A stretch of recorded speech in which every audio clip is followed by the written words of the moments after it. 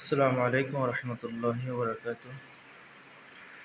আজকে আমি আপনাদের সামনে যে বিষয়টি নিয়ে উপস্থিত হয়েছি, এটি অত্যন্ত দুঃখজনক বিষয়। বিষয়টা হলো, গত 2 দিন আগে নোয়াখালীর সোনাইমুড়িতে একটি মাদ্রাসায় হেফজখানার 2জন ছাত্র, তাদের মধ্যে টুপি নিয়ে ঝগড়া হয়। এই ঝগড়ার সূত্রপাতকে কেন্দ্র করে একটা ছাত্র তার সাথী ভাইকে গভীর রাত্রে ছুরি দিয়ে জবাই করে দিয়েছে, হত্যা করেছে। এই বিষয়টা আমাদের জন্য অত্যন্ত দুঃখ এবং পরিতাপের বিষয়। তবে মাদ্রাসাওয়ালারা যতটুকু সম্ভব মাদ্রাসার প্রাতিষ্ঠানিকভাবে ছাত্রদের নিরাপত্তা দেওয়া এবং সর্বোচ্চ ছাত্রদের নিরাপত্তার ব্যবস্থা করেছেন। পরিপূর্ণ মাদ্রাসাটাকে সিসি ক্যামেরা দ্বারা আবৃত করেছেন এবং যে রুমের মধ্যে হত্যাকাণ্ডটি হয়েছে ওই রুমের মধ্যে শিক্ষকও ছিলেন। সাধারণ বিষয়কে কেন্দ্র করে অনেক বড় একটি দুর্ঘটনা ঘটেছে, যা কখনো কারো কল্পনা ছিল না। এই বিষয়কে কেন্দ্র করে অনেকে মাদ্রাসার বিরুদ্ধে অনেক কথা বলতে চাইতেছে। এখানে মাদ্রাসাওয়ালাদের কোনো কিঞ্চিত পরিমাণ দুর্বলতাও ছিল না এবং যতটুকু নিরাপত্তা দেওয়ার কথা ছিল সর্বোচ্চ নিরাপত্তার ব্যবস্থা ওনারা করেছেন। এরপরও একটা দুর্ঘটনা ঘটেছে। যে ছাত্রটি এই দুর্ঘটনা ঘটিয়েছেন, এই ছাত্রটাকে গ্রেফতার করা হলো।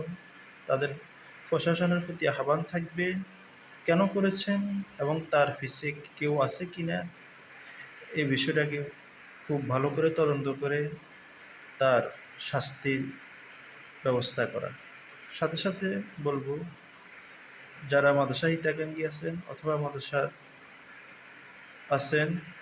মাদ্রাসা এলাকাবাসী, কোনো প্রকার যেন দিনী প্রতিষ্ঠান, একটি এলমের মার্কাজ, এই মাদ্রাসায় এমন কিছু মাদ্রাসার কোনো আঘাত না আসে।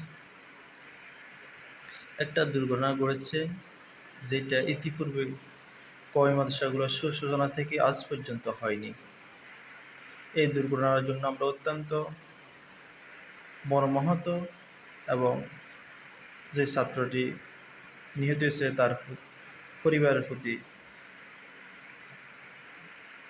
শ্রদ্ধা প্রদর্শন করছি এবং তাদের জন্য দোয়া করি আল্লাহ তাআলা তাদেরকে সবরে জামিল দান করুক এবং এর বিনিময়ে উত্তম ফয়সালা করুক। আশা করি মাদ্রাসার প্রতি যেন কারো আক্ষেপ থাকার এখানে কিছুই নেই। মাদ্রাসা যতটুকু করার দরকার ছিল ততটুকু করেছে। তবে আরেকটি কথা থেকে যায়, এই বিষয়টাকে কেন্দ্র করে অনেক যারা মাদ্রাসা প্রাতিষ্ঠানিক বিরোধী, দিন ইসলাম ধর্ম বিরোধী, ওনারা সুযোগ কাজে নেবে। তো আমরা বলবো, ইতিপূর্বে অনেক কলেজ ইউনিভার্সিটিতে হত্যা হয়েছে। বুয়েটে যেমন আবরার ফাহাদকে হত্যা করা হয়েছে, অনেক নজির আছে। কিন্তু কোথায় তো কোনো এই প্রতিষ্ঠানগুলোর আঘাত আসে না। এই প্রতিষ্ঠানগুলো বদ্ধ করে দেওয়া হোক এবং তাদের প্রাতিষ্ঠানের বিরুদ্ধে কোনো আন্দোলন হয়নি। এখানে যদি কেউ নীল নকশা আঁকার চেষ্টা করে, তাহলে বুঝে নিতে হবে এখানে তৃতীয় পক্ষ কাজ করতেছে।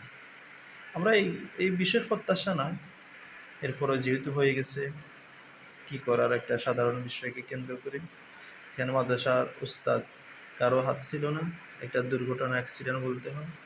আমরা দোয়া করি এই ছেলেটাকে আল্লাহ তাআলা জান্নাতের উচ্চ মাকাম দান করেন, এই ছেলে পরিবারকে সবরে জামিল দান করেন এবং যে ছেলেটি করেছে ভালো করে তদন্ত সাপেক্ষে তার সর্বোচ্চ বিচার দাবি করছি। আসসালামু আলাইকুম রহমতুল্লাহ।